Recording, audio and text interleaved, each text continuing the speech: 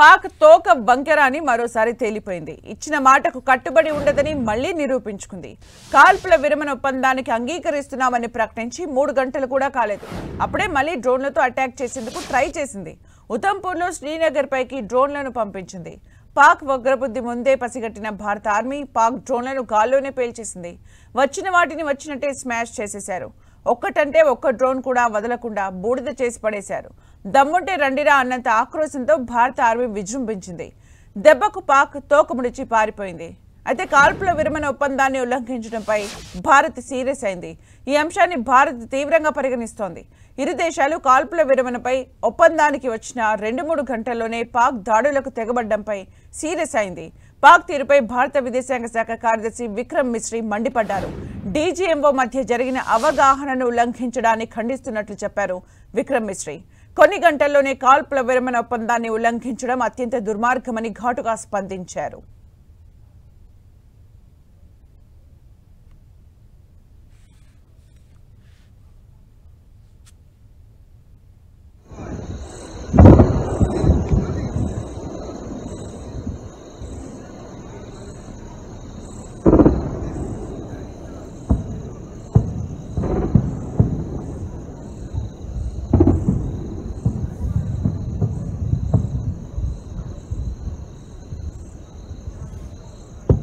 మరిన్ని అప్డేట్స్ మా ప్రతినిధి గోపి అందిస్తారు. గోపి, సుమిత్ర, పాకిస్తాన్ మరోమారు కూడా తన వక్రబుద్ధిని అయితే ప్రదర్శించిందని చెప్పుకోవచ్చు. అయితే ప్రధానంగా ఇటు ఏదైతే నిన్న సాయంత్రం 3:50 జరిగిన చర్చల్లో భాగంగా నిన్న సాయంత్రం 5 గంటల నుంచే ఈ యొక్క 2 దేశాల మధ్యలో కూడా ఈ కాల్పుల విరమణ అనేది కూడా చేసినట్టుగా కూడా ప్రకటన విడుదలైన 3 గంటల్లోనే పాకిస్తాన్ మరోమారు కూడా జమ్మూ కాశ్మీర్ లో కాల్పులకు పాల్పడడం జరిగింది. ప్రస్తుతం జమ్మూ కాశ్మీర్ అంతటా కూడా కొంత ప్రశాంతమైన వాతావరణం ఉన్నప్పటికీ నిన్న సాయంత్రం ఒక్కసారిగా కూడా జనసాంద్రాలనే టార్గెట్ గా చేసుకొని బాంబుల వర్షం కురిపియడం జరిగింది. డ్రోన్లను కూడా జమ్మూ కాశ్మీర్ అంతటా కూడా ప్రయోగం చేయడం జరిగింది. వెంటనే డిఫెన్స్ దాన్ని నిర్వీర్యం చేశారు. అయితే భారత భూభాగంలోకి ఒక్క డ్రోన్ కూడా రాకుండా పూర్తిగా నిర్వీర్యం చేయడం జరిగింది. అదేవిధంగా బీఎస్ఎఫ్ ఎల్ఓసి వెంట కాల్పులను ధీటుగా ఎదుర్కొన్న పరిస్థితి అయితే నిన్న చూశాము. అయితే కాల్పుల ఉల్లంఘనకు పాల్పడము ఇది మొదటిసారి కాదు. పాకిస్తాన్ ప్రతిసారి కూడా ఇదే విధంగా వ్యవహరిస్తూ వస్తుంది. ఎందుకంటే గతంలో కూడా అనేక సార్లు కూడా ఈ యొక్క ఎల్ఓసి వెంట కవ్వింపు చర్యలకు పాల్పడుతూనే ఉంటుంది. ప్రతిసారి కూడా పాకిస్తాన్ తన వక్రబుద్ధిని అయితే బయట పెడుతూనే ఉంటుంది. అయితే ఒకవైపు కాల్పులు విరమణకు మేము అంగీకారం అంటూనే ఆ దేశ ప్రధాని ప్రెస్ ముందు వచ్చి మేమంతా విజయం సాధించామంటూ కూడా చెప్పుకోవడం, ఇదంతా కూడా సైనికుల విజయం అంటూ కూడా ఆయన చెప్పడం అనేది కూడా చూస్తే పాకిస్తాన్ ఎటువంటి ఆలోచనతోటి ఉంటుంది అనేది కూడా మరొకసారి స్పష్టమైంది. అయితే భారత్ మాత్రం దీనికి చాలా ధీటుగానే సమాధానం చెప్తాము. పాకిస్తాన్ చేస్తున్న చర్యలన్నింటినీ కూడా మేము చాలా ప్రశాంతంగా పరిశీలన అయితే చేస్తున్న పరిస్థితి ఉంది. అయితే విధంగా ఎట్టి పరిస్థితుల్లో కూడా పాకిస్తాన్ చర్యలకు ప్రతిచర్య తప్పదు అనేది కూడా చెప్తున్నారు. నిన్న విదేశాంగ శాఖ కార్యదర్శి కూడా ఇదే అంశాన్ని కూడా చెప్పడం జరిగింది.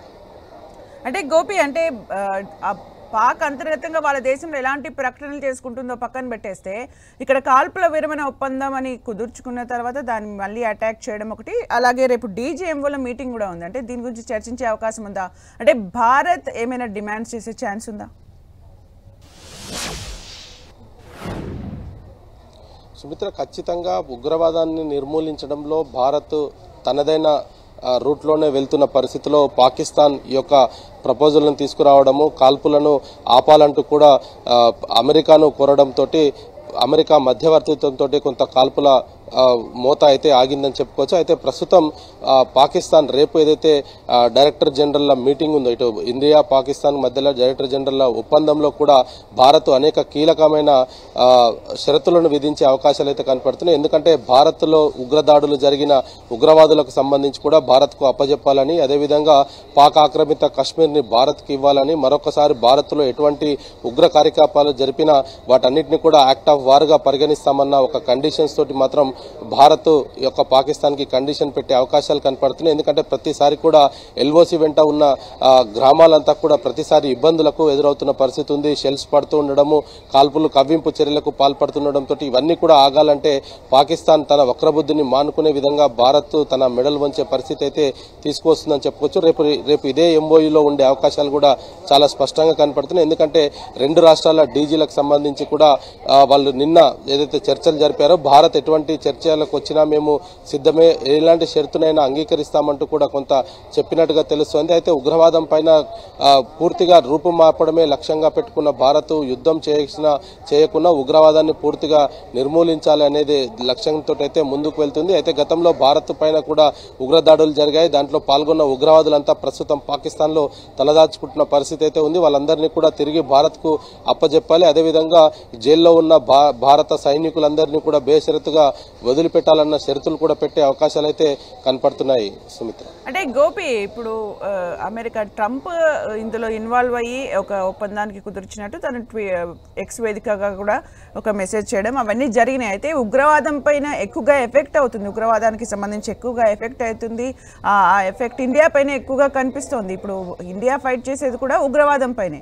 అయితే మరి దీనికి సంబంధించి ఇన్వాల్వ్ అయ్యి మాట్లాడే అవకాశం ఉంటుందా?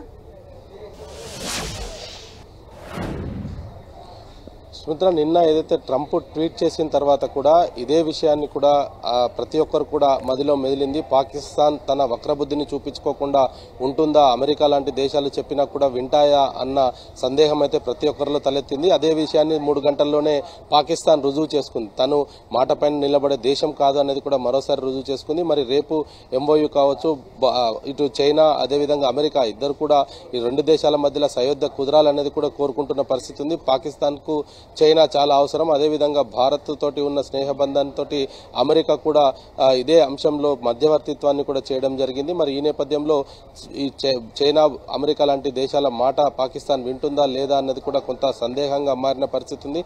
అయితే ప్రధానంగా పాకిస్తాన్ లో ఏదైతే ప్రజా ప్రభుత్వం ఉందో అది ఎట్టి పరిస్థితుల్లో కూడా వినే పరిస్థితి లేదు. అంటే ప్రభుత్వానికి మిలిటరీకి మధ్యలో కొంత సయోధ్య లేకపోవడం, మిలిటరీయే పాకిస్తాన్ ని రూల్ చేస్తూ ఉండడం, మిలిటరీ అంతా కూడా ఉగ్రవాదుల చేతిలో ఉండడంతో పాకిస్తాన్ లో ప్రస్తుతం ఇటువంటి పరిస్థితులు నెలకొన్నాయి.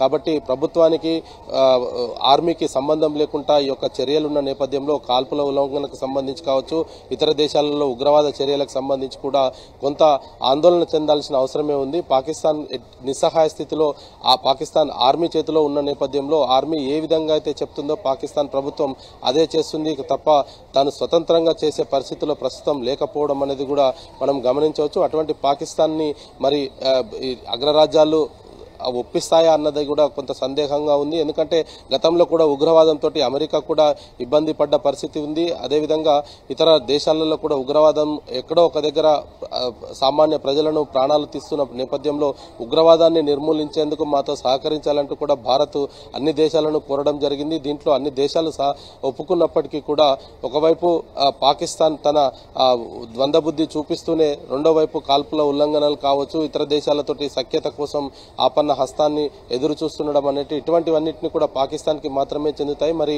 రేపు జరిగే ఈ యొక్క డైరెక్టర్ జనరల్ మీటింగ్ లో ఎటువంటి నిర్ణయాలు ఉండబోతాయి అనేది కూడా ప్రస్తుతం ఆసక్తికరంగా మారింది.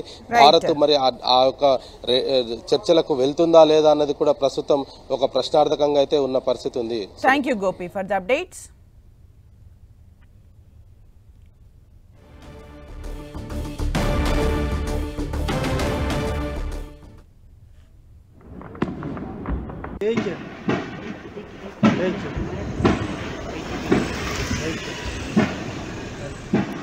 కాల్పుల విరమణ ఒప్పందం జరిగింది. ఇక పైన ఇండియా పాకిస్తాన్ మధ్య కాల్పులు అనేవి ఉండవు అని ప్రకటించిన 3 గంటల్లోనే డ్రోన్లు కలకలం రేపాయి. అంటే అక్కడ పాకిస్తాన్ ప్రభుత్వానికి ఆర్మీకి ఉన్న సమన్వయ లోపంతోనే ఇది తలెత్తిందా అనే దానిపైన క్లారిటీ లేదైతే కొంచెం సేపు మాత్రం డ్రోన్లు కలకలం రేపాయి. ప్రస్తుతం అయితే బార్డర్స్ దగ్గర ప్రశాంతమైన వాతావరణమే ఉన్నట్టుగా తెలుస్తోంది. మరి రేపు జరిగే డీజీఎంఓల మీటింగ్ లో ఏం జరుగుతుందో అనేది అయితే ఉత్కంఠ నెలకొంది. ఎలాంటి విషయాలు చర్చిస్తారో అనే దానిపైన అయితే ఉత్కంఠ ఉంది. భారత్ అయితే కాల్పుల విరమణ ఒప్పందాన్ని తూచా తప్పకుండా పాటిస్తోంది, ఎదుర్కోవడానికి మాత్రమే చూస్తోంది. పాకిస్తాన్ మాత్రం ఒక తన వక్రబుద్ధిని చూపించింది.